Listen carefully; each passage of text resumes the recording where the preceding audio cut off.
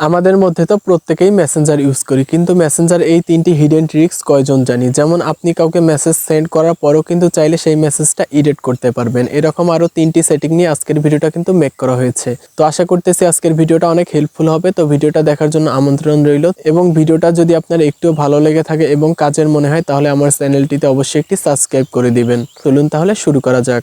তো alright guys, আমরা কিন্তু মোবাইল স্ক্রিনে চলে আসলাম। তারপর আমরা আমাদের ফোন থেকে মেসেঞ্জার অ্যাপসটি ওপেন করে নিব, যেহেতু আমাদের আজকের ভিডিওটা মেসেঞ্জার রিলেটেড। তারপর আমরা এখান থেকে যে কোনো একটা আইডি চুজ করে নিব। তারপর এখানে আমরা যে কোনো একটা মেসেজ সেন্ড করব। আমি হিজিবিজি কিছু একটা দিয়ে দিচ্ছি। তারপর আপনি চাইলে কিন্তু এই মেসেজটাকে এডিট করতে পারবেন। কিভাবে এডিট করবেন দেখতে থাকুন। তো আপনি মেসেজটার উপর এভাবে ট্যাপ করে ধরে রাখবেন। তারপর নিচে দেখতে পাচ্ছেন 3 ডট আছে, নিচে দেখতে পাচ্ছেন 3 ডট, তার নিচে মোর লেখা আছে। তো আপনি 3 ডটে ক্লিক করবেন। তারপর এখানে একটা অপশন দেখতে পাচ্ছেন এডিট, তো আপনারা সিম্পলি এডিটে ক্লিক করবেন।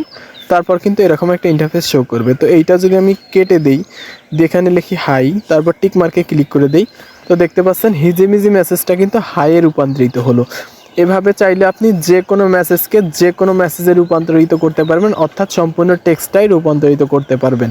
তো ট্রিক্স নাম্বার 2, তো আপনারা মেসেঞ্জারের উপরে দেখতে পাচ্ছেন একটা 3 লাইন আছে, আমি এখানে মার্ক করে দেখিয়ে দেবো। তো এখানে 3 লাইনে ক্লিক করবেন।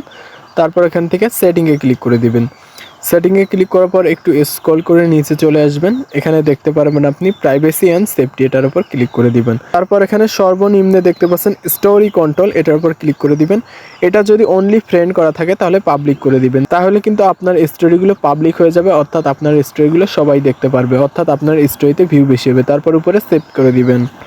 ট্রিক্স নাম্বার 3, তো আবারও মেসেঞ্জার অ্যাপসটি ওপেন করে নেবেন। উপরে 3 লাইনে ক্লিক করে দিবেন, নিচে দেখতে পাচ্ছেন আর্টস, তো এই আর্টসে ক্লিক করে দিবেন। একটু লোডিং নিবে।